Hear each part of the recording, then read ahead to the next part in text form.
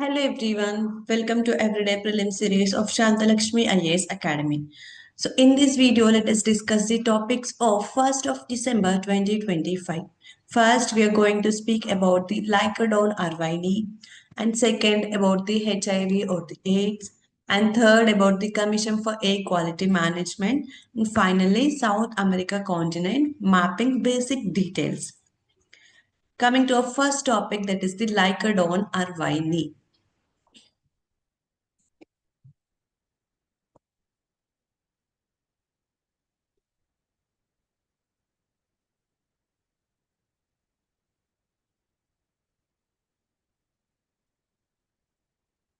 So why we are discussing about this Lycodon arvini and what is this? See, basically this is a new wolf snake species. See, this Lycodon arvini is a wolf snake species. And why it is in news now? See, there was a lot of debates and discussion going on regarding with this Great Nicobar Development Project, right? So regarding that only, some researchers as well as the photographers found a new species in this Great Nicobar Island, and this was recorded only 4 times. So that's why let's know about this Lycodon arvini. So this Lycodon arvini is also known as the Arvine's wolf snake. And this Lycodon arvini name comes from a Australian zookeeper, renowned Australian zookeeper Steve Irvine. And this Lycodon arvini belongs to the family, that is the Colubridae family, which is the largest snake family. And remember, the most important fact of this Lycodon arvini is that it is endemic to the Great Nicobar Islands. That means it is found only in these Great Nicobar Islands of India, and it has the slim body, long tapering tail, and also the smooth and the glossy scales. You can look at the picture of this Lycodon arvini, which is a new wolf snake species. So as I say, this is a wolf snake, right? So let's see what are these wolf snakes. So this wolf snake comes from the name or the habit, that is, these snakes expose their teeth when they threaten with some kind of threat. And this exposition of their teeth resembles this snarling wolf. So that's why, because of this behavior or the habit, this name wolf snake has come to these snakes. And these are generally non-venomous. Remember, these are generally non-venomous. They don't have venom, and they do not cause any harm to the humans. So as these are non-venomous, how they will protect from the predators? See, they will rely on the camouflage, that is, they change their colors, skin colors, and also the swift movement when faced with a threat from the predators.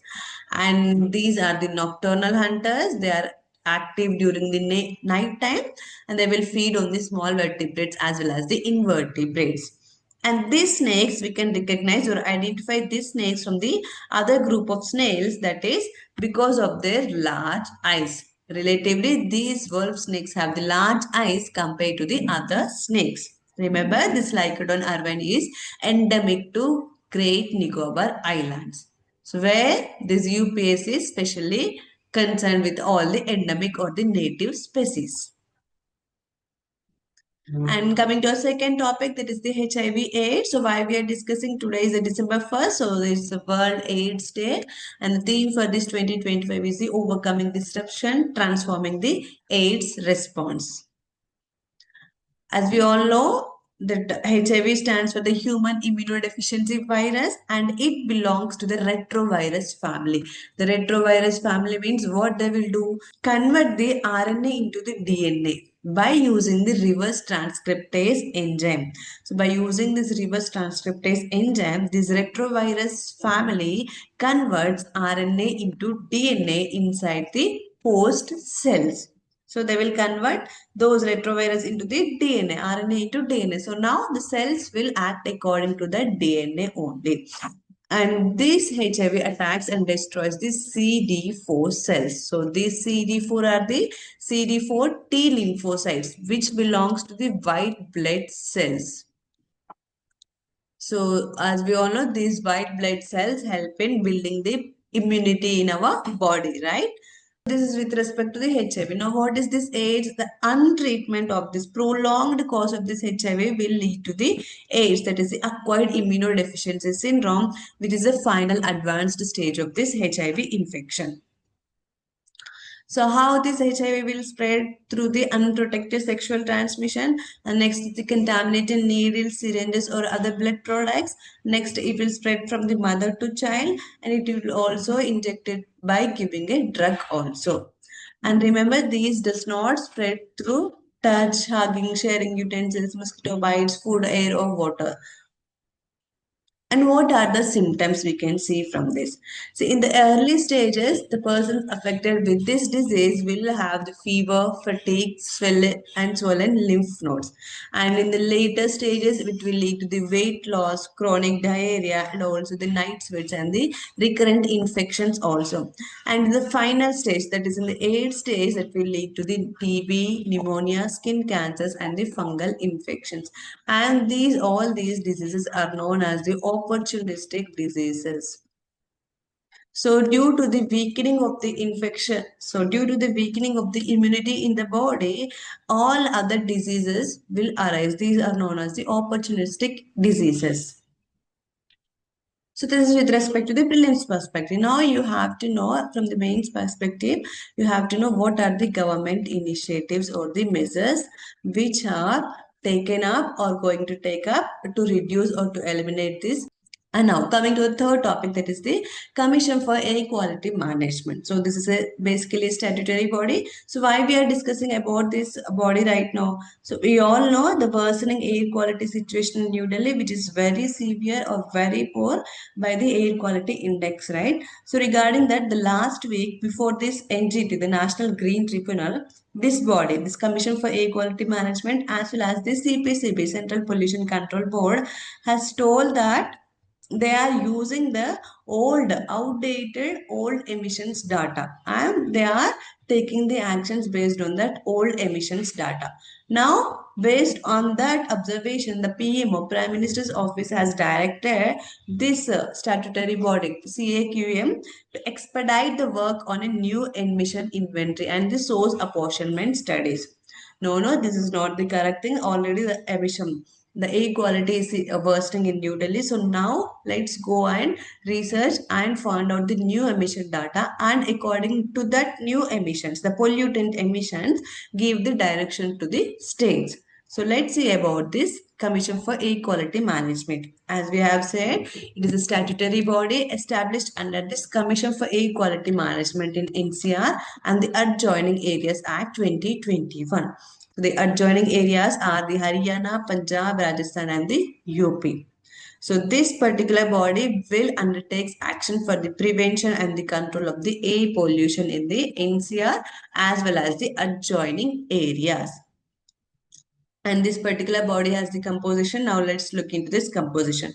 First, it has the chairman, who is the rank of a secretary or the chief secretary, and he will hold that office for a period of 3 years and until he attains the age of the 70 years. And along with the chairperson, we have the 5 ex officio members who are the government officials with the rank of the secretaries or the chief secretaries of the 5 states, that is the adjoining areas, Haryana, Punjab, Rajasthan, UP, as well as the NCR.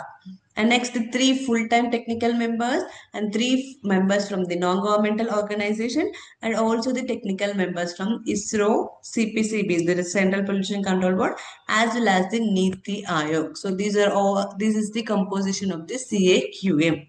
Now, let's see the functions of this CAQM. It coordination. First is the coordination. That means it coordinates with the central government, state government of all the adjoining areas, as well as other organizations to implement the actions of for controlling this air pollution in New Delhi. And second is the planning and the implementation. It will plan or formulate a policies to control the air pollution, and then it will act on the implementation also.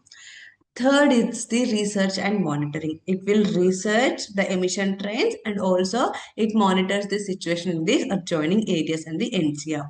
Fourth is the issuing binding directions. Remember, the CAQM has the power to issue the binding directions to control the air pollution. That means if it directs any state to implement or do some kind of actions, that state has but mandatorily have to do that action which is mandated by the CAQM. And next is the regulation of the activities, and next is the enforcement and the penalties. The CAQM has the power to impose fines and the penalties also on the industries whichever causing this air pollution. And also an annual reporting and the accountability. It will submit the annual reporting. That's how by showing its accountability in controlling this air pollution in New Delhi and the adjoining areas. Now coming to final topic, that is the South America map. Let's see the basic details of the South America. So as we all know, it lies entirely in the Western Hemisphere and mostly in the Southern Hemisphere. Its borders are Pacific Ocean on the west, Atlantic Ocean on the east, and on the north it has the North America and the Caribbean Sea, and on the south it has the Antarctica and the Drake Passage. And the Tropic of Capricorn passes through the central South America, as well as the equator also passes on its North South America. See, here you can see it is the equator here on its northern Hera, and it is the Tropic of Capricorn in its central area. And it is connected to the North America via the Isthmus of Panama.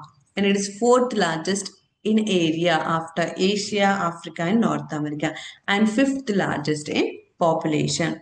So in the coming days, we'll see all these particular countries, each individual country's mapping and the details of the South American continent very elaborately. And today, that's all for today. Thank you.